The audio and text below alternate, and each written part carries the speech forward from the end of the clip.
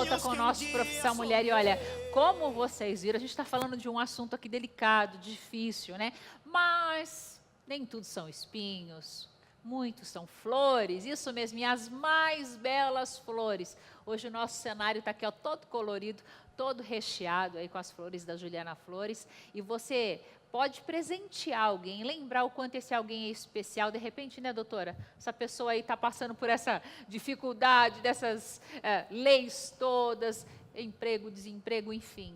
Faz esse carinho para alguém, olha, em até 3 horas, para todo o país, você pode, pelo menos, conseguir o sorriso de alguém. Basta acessar aí www.lojadafernanda.tv.br. Lembra o quanto esse alguém é especial para você? Bom, doutora, voltando aqui ao nosso assunto, falando da terceirização, que realmente, mais uma vez, quem acaba saindo prejudicado é o trabalhador, Sim. né? Que é aquela bola de neve que a gente estava falando. O empregador é no meu ponto de vista, um coitado, viu, gente? É que é difícil, às vezes, a gente entender isso, né? Porque para o funcionário, ele não tem acesso à outra parte. Eu diria que essa avalanche de impostos que o empregador passa, a dificuldade que a gente tem para manter alguma coisa aberta. Esses dias mesmo, eu passei, viu, doutor Michel, aqui numa rua super tradicional de São Paulo, acho que no Brás, se eu não me engano. Era uma rua extremamente movimentada, doutora. Tem várias lojas, não tinha uma que não tivesse placa de aluga-se. Aí que começa a cair a ficha e você fala, meu Deus do céu. Porque a gente, no dia a dia, né, o brasileiro é um povo muito, eu diria que muito é amoroso, é otimista, é aquele que não desiste nunca, tem fé sempre, e a gente acaba não tomando realmente consciência da situação como um todo. Aí você fala, puxa vida, gente, a coisa está feia mesmo. Quanta gente que era empregador, que às vezes conseguia, mesmo empregador pequenininho, mas conseguia assim, ajudar ali 3, 4, 5 pessoas a levar alimento para dentro de casa, e hoje muitas vezes nem tem o alimento na mesa. É verdade. E não muda, gente, não muda, não muda. O governo sempre tem que jogar a responsabilidade em alguém. Então vamos jogar em quem? No empregador, né? É mais ou menos isso. Mas voltando aqui a falar da lei, doutora, o que exatamente muda nessa lei? O principal é isso, que hoje a terceirização tinha lá suas regras, por exemplo, se eu entendi bem, esse pode ser contratado, esse não, dependendo do setor do serviço. Isso. E agora? Antes, eu podia contratar um empregado por essa empresa interposta se não fosse atividade fim, ou seja, se não fosse relacionado ao objeto social daquela empresa. Agora, eu posso contratar para qualquer atividade dentro da empresa. Então, se eu quiser contratar todos os meus empregados por uma empresa interposta, eu posso. Qual que é o questionamento que é a preocupação de todos? É realmente essa precarização do trabalho. Por quê? Juridicamente falando, as empresas interpostas, elas são as empresas mais fracas, elas têm uma fragilidade financeira. Então, normalmente, e a Justiça do Trabalho já é assim, quando essa empresa interposta ela não paga, quem paga é a empresa que se beneficiou com aquele trabalho, que é a empresa tomadora de serviço. Juridicamente falando, esses empregados de empresa interposta, eles ganham 30%, quase, a menos que o empregado direto daquela empresa tomadora.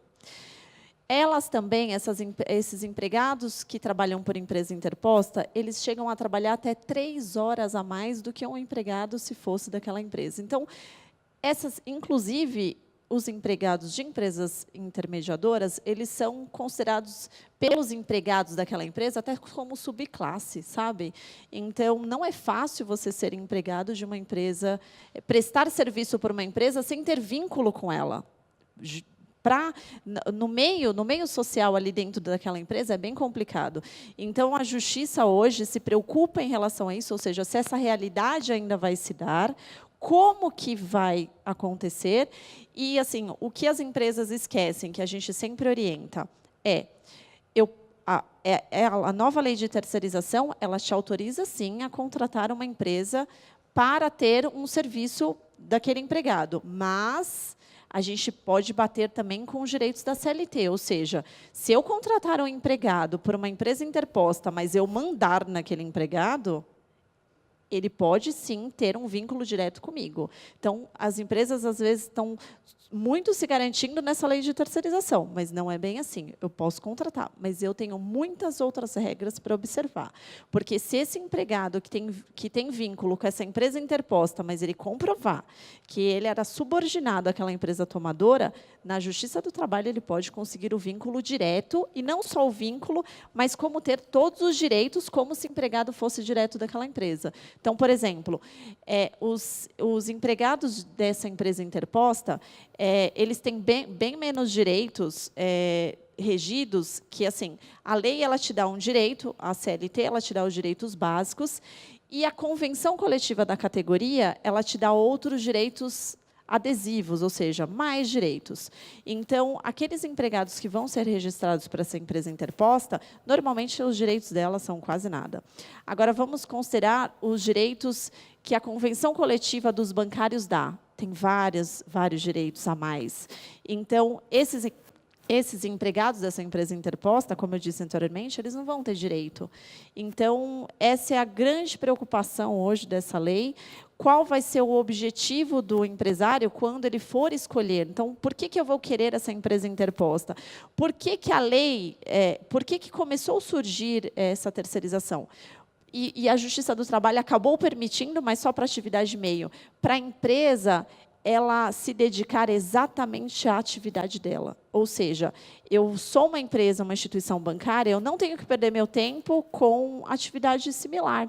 Então, foi por isso que surgiu. Mas, diante de todas essas discussões, entendeu aí o nosso Congresso autorizar essa lei e que está vigorando já aí no nosso país. Agora, só daqui a alguns meses e anos, quiçá, a gente vai saber qual que é o resultado dela, se foi positivo ou negativo. E por que as pessoas procuram o trabalhador? Procura essa empresa terceirizada, digamos assim, e se cadastra nela, se oferecendo, vamos supor, né, ele trabalha para essa empresa, usando de exemplo que você falou, o banco, mas não trabalha diretamente para o banco. Por mais uma vez, porque o nosso país, a oferta de emprego é o quê? Mínima, ridícula, mas ninguém faz nada para... Vamos ajudar no crescimento, vamos gerar mais emprego, então vamos diminuir tudo aquilo que é burlado.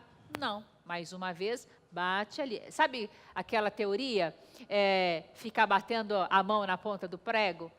Infelizmente, é mais ou menos isso. Né, doutor Michel? Exatamente. A lei tributária para o empregador é terrível mesmo. E ele esbarra, como você falou bem, nessa história. Se ele vai contratar uma empresa terceirizada, ele tem que tomar todos os cuidados com aquele novo funcionário, né? É isso Quer mesmo. dizer, a preocupação dele, como a Fernanda bem falou, ele tem que se preocupar com a empresa ligada ao meio, né, que ele tem como função, e se preocupar com um funcionário terceirizado. Quer dizer, como é que fica a cabeça dele nesse sentido? Exatamente. Uma Até loucura porque isso. se a empresa terceirizada não cumprir com as obrigações trabalhistas, ele vai ter que arcar com essas consequências. Então, não vai ser tão fácil assim para o empregador também como pensam. Então, é só daqui a algum tempo realmente a gente vai ter conhecimento e os resultados aí dessa nova lei. Aproveitar o doutor Gassan, que está aqui, o doutor Gassan Said, que, como eu já falei para vocês perderam o primeiro bloco aí, é um grande cirurgião plástico reconhecido mundialmente. Aí hoje vai falar com a gente sobre um assunto que muito nos interessa, que é o aumento do bumbum. Mas aproveitando, ele que hoje mora no Líbano, né, doutor? Isso, estou lá no Líbano, né? No momento estou no Líbano. Atualmente está no Líbano. Lá essa relação trabalhador-empregado, doutor, você que vive aqui no Brasil, consegue notar muita diferença? As preocupações acabam sendo as mesmas ou não?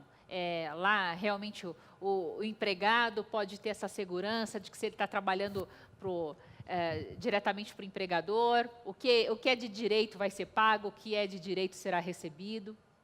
É bem complicado falar, assim, como lá é outra cultura, outro país, então cada país acaba tendo suas próprias regras, e o direito do trabalhador, e o direito do empregador também, então vai ser bem difícil falar desse assunto aqui em relação ao Brasil, né, que são regras completamente diferentes. É Como eu muito já diferente. faz bastante tempo que eu estou morando fora, então estou desatualizado quando o assunto é empregador. Mas, na grande maioria das vezes, doutora, eu acho que, assim, o país que mais se utiliza, por exemplo, das leis trabalhistas, sem sombra de dúvidas, é o Brasil, né? Eu corro o risco de dizer que sim. É, né? Sim. Infelizmente, né? Uma pena.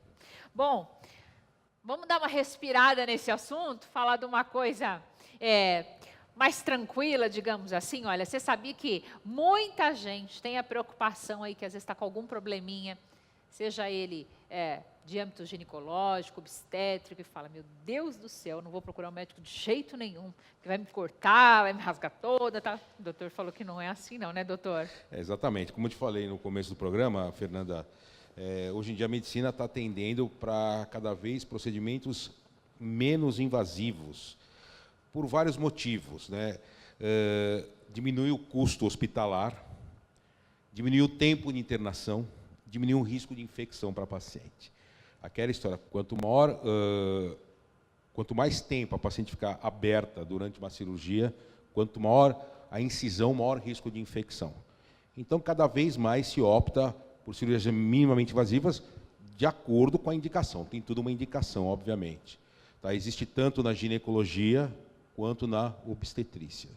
A gente pode falar, iniciando em relação à ginecologia, existem praticamente 2 procedimentos que se fazem, que são minimamente invasivos. Um é a videohisteroscopia e o outro é a videolaparoscopia, que com certeza, Fernanda, muitas telespectadoras que estão nos vendo agora já, entre aspas, sofreram esse tipo de procedimento. A videohisteroscopia tem 2 tipos, a diagnóstica e a operatória.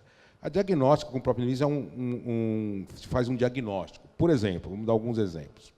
Aquela paciente que, por exemplo, você está na dúvida se aquela imagem no ultrassom, que nenhum exame de imagem dá diagnóstico definitivo, é um pólipo ou um mioma dentro do útero, que nós chamamos de mioma submucoso. E aí você faz uma histeroscopia diagnóstica, isso inicialmente é feito ou num consultório que tem um aparelho, ou dentro de uma clínica, de um laboratório que tem esse aparelho.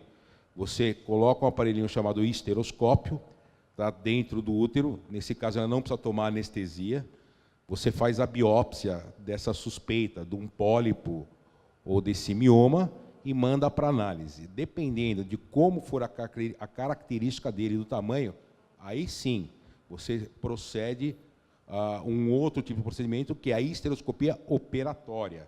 A gente fala videohisteroscopia, que todo esse procedimento é ligado a um monitor.